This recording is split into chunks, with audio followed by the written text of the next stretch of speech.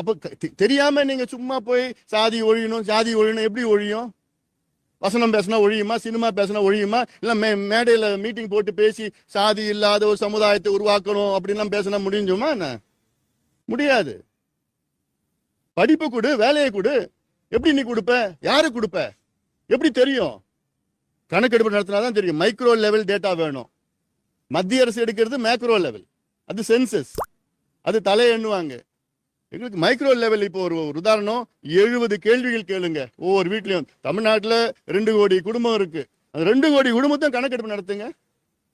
ஒரு குடும்பத்துக்கு நீங்க போயிட்டு இந்த குடும்பத்தில் எத்தனை பேர் இருக்கீங்க, இல்ல இந்த குடும்பத்தில் என்ன மதத்தை சார்ந்தவர்கள், என்ன சாதியை சார்ந்தவர்கள், என்ன உட்பிரிவை சார்ந்தவர்கள், எத்தனை பேர் இருக்கீங்க, இது சொந்த வீடா வாடகை வீடா, எத்தனை ஸ்கொயர் ஃபீட், அது ஓட்டு வீடா குடிசை வீடா, அதுல எத்தனை பேர் படிச்சிருக்கிறாங்க, எத்தனை பெண்கள் படிச்சிருக்காங்க, எத்தனை பட்டதாரிகள், முதல் பட்டதாரிகள், எவ்வளவு வேலைக்கு போறாங்க, எத்தனை வேலை, அரசு வேலையா தனியார் வேலையா, என்ன வருமானம், அந்த வீட்டுல கரண்ட் இருக்குதா, பாத்ரூம் இருக்குதா, குடிநீர் வருதா, கார் இருக்குதா, பைக் இருக்குதா, எத்தனை பசங்க ஸ்கூலுக்கு போறாங்க, கவர்மெண்ட் ஸ்கூலா, இவ்வளோ கேள்விகள் கேட்டு டேட்டா எடுத்துட்டா பட்டன் போட்டா போதும்.